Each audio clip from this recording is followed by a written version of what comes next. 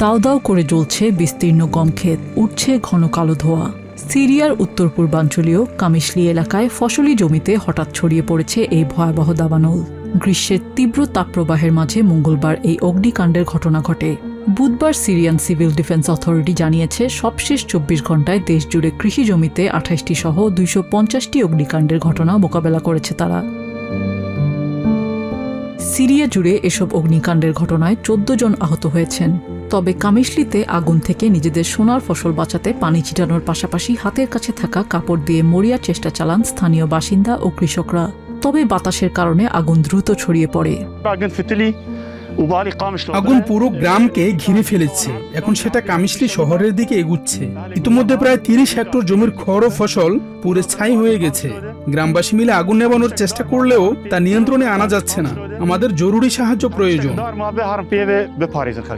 এই অগ্নিকাণ্ডে কৃষকদের ব্যাপক ক্ষয়ক্ষতির আশঙ্কা করা হচ্ছে।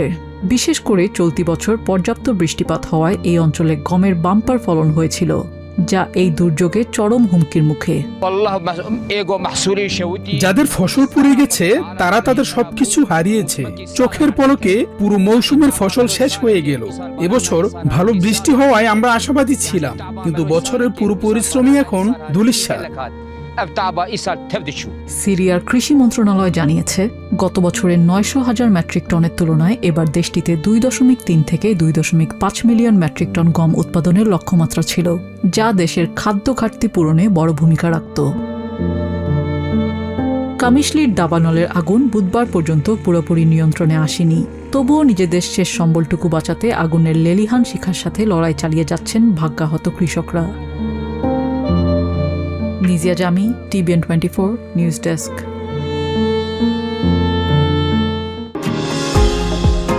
নিউ ইয়র্ক থেকে সম্প্রচারিত TVN 24 টেলিভিশন বিশ্বজুড়ে বাঙালির কণ্ঠস্বর।